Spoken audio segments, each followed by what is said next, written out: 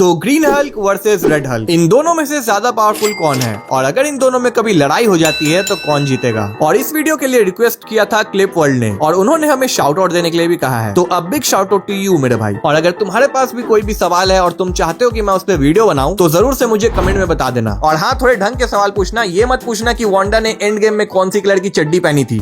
बड़े खतरनाक लोग हैं। तो चलो बढ़ते हैं अब टॉपिक की तरफ। तो जैसा कि तुम लोग को पता है कि captain America brave new world में हमें रेड हल्क दिखने वाला है और इसीलिए फैंस ये भी एक्सपेक्ट कर रहे हैं कि इस मूवी में हमें ग्रीन हल्क भी देखने को मिलेगा। एंड वो हमें मूवी में क्यों दिख सकता है ये आपको मैं आगे बताऊंगा। तो इन दोनों का कंपैरिजन करने के लिए हमें सबसे पहले इनकी ओरिजिन स्टोरी, इनकी पावर्स और इनकी वीकनेस के बारे में जानना पड़ेगा। तो चलो ग्रीन हल्क से शुरू करते हैं। और इसके बारे में ऑलरेडी तुम लोग को बहुत कुछ पता होगा, लेकिन फिर भी मैं तुम्हें शॉर्ट में कुछ चीजें बता देता हूँ। तो ग्रीन हल्क यानी कि ब्रूस बैनर एक साइंटिस्ट है जो कि एक बार सुपर सोल्जर सीरम पे एक्सपेरिमेंट करते वक्त गलती से बीटा रेस के बजाय गामा रेस का यूज कर लेता है, जिससे वो सिग्मा हल्क बन जाता है। अगर तुम साइंस के स्टूडेंट हो तो ये जोक तुम्हें पक्का समझ में आया होगा। तो हल्क एक बहुत ही पावरफुल खूनखार दरिंदा है जो कि ब्रूस बैनर के अंदर रहता है और जब भी वो आउट ऑफ कंट्रोल हो जाता है या फिर उसे लगता है कि उसके सामने कोई खतरा मंडरा रहा है तब हल्क उससे बाहर आता है, या फिर ये भी कह सकते हैं कि ब्रूस बैनर हल्क में ट्रांसफॉर्म हो जाता है। अब वैसे तो ब्रूस बैनर रियल लाइफ में बिल्कुल फट्टू है, लेकिन जब वो हल्क में ट्रांसफॉर्म करता है तो लिटरली वो किसी की भी फाड़ने की ताकत रखता है, इनफैक्ट नताशा की भी। अब मेरा मतलब है कि उसके पास पावर्स इतनी ज्यादा कि तुम सोच भी नहीं सकते, जैसे कि अनलिमिटेड सुपर ह्यूमन स्ट्रेंथ जिसकी मदद से वो लाखों टन के वजन को उठा सकता है, अनलिमिटेड स्पीड एंड स्टेमिना जिससे वो काफी देर तक बिना थके लड़ाई कर सकता है, और इसके पास है अमेजिंग ड्यूरेबिलिटी जिससे अगर इसके ऊपर कोई मिसाइल का भी अटैक होता है ये उसे इजीली हैंडल कर लेता है एंड इससे कोई फर्क ही नहीं पड़ता। यानी कि ओवरऑल देखा जाए तो ये किसी भी चीज को आराम से झेल सकता है सिवाय थैनोस के पंचेस के। इसके पास एक और एबिलिटी है जो कि है सुपर जंपिंग की, जिसकी मदद से बहुत आराम से वो बहुत ही ऊंचे बिल्डिंग तक जंप मार सकता है। तो ओवरऑल देखा जाए तो ग्रीन हल्क बहुत ही ज्यादा पावरफुल एंड स्ट्रॉन्ग है एंड इसे हराना नेक्स्ट टू इम्पॉसिबल है। तो चलो अब बात करते हैं रेड हल्क के बारे में। तो रेड हल्क एक्चुअली में जनरल रॉस है और ब्रूस बैनर की तरह ये भी एक्सपेरिमेंट की वजह से हल्क में तब्दील हुआ था। बस इन दोनों में फर्क इतना है कि वो एक्सीडेंट से हल्क बना था और ये जानबूझ करके, और ये हल्क इसलिए बना था ताकि वो हमारे ग्रीन हल्क को मार सके, क्योंकि लिटरली ये उससे नफरत करता है। एंड इसलिए मैंने तुम्हें पहले बताया था कि ब्रेव न्यू वर्ल्ड में हमें ग्रीन हल्क देखने को मिल सकता है, क्योंकि जनरल रॉस का रेड हल्क बनने का रीजन ही खुद ग्रीन हल्क है। एंड अगर वही इस मूवी में नहीं रहेगा तो फिर स्टोरी लाइन की माँ बहन एक हो जाएगी। तो चलो अब बात करते हैं इसके पावर्स की। तो इसकी पावर्स ग्रीन हल्क से बहुत ज्यादा सिमिलर है। इनफैक्ट ये ग्रीन हल्क जितनी ही स्ट्रेंथ होल्ड करता है, लेकिन ये पंगे लेने में उससे कई गुना ज्यादा आगे है। इनफैक्ट एक बार तो इसने थॉर का हथौड़ा उठा करके उसी को पेल दिया था, और अनवर्दी होने के बावजूद उसने इस हथौड़े को कैसे उठाया था अगर तुम्हें ये जानना है तो कमेंट कर देना, मैं इसके ऊपर भी एक वीडियो बना दूंगा। अब ओवरऑल देखा जाए तो इसकी पावर्स, एबिलिटी, स्ट्रेंथ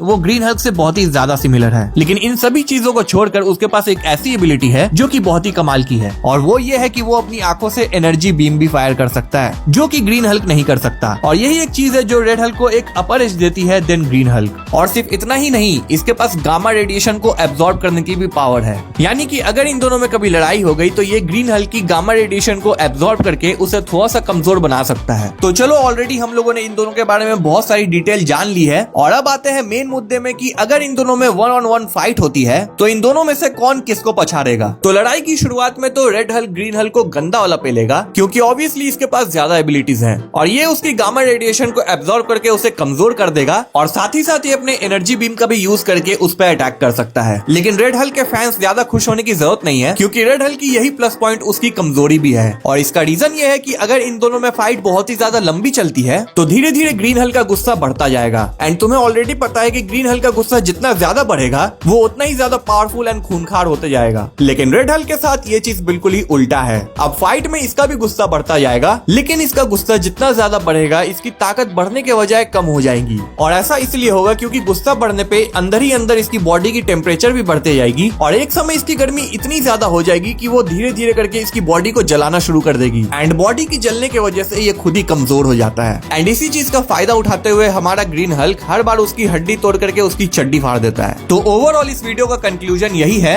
कि अगर इन दोनों की फाइट होती है तो शॉर्ट टर्म में यहाँ पे रेड हल्क को थोड़ा सा अपर एज मिलेगा, लेकिन लॉन्ग फाइट में डेफिनेटली यहाँ पे ग्रीन हल्क जीतने वाला है। खैर इन दोनों में कोई भी जीते मुझे उससे फर्क नहीं पड़ता, मैं तो बस यही चाहता हूँ कि आने वाली मूवी में ये रेड हल्क उस कलुए कैप्टन को मार मार के उसका पिछवाड़ा लाल कर दे। मगर क्यों? मैंने तेरा क्या बिगाड़ा था?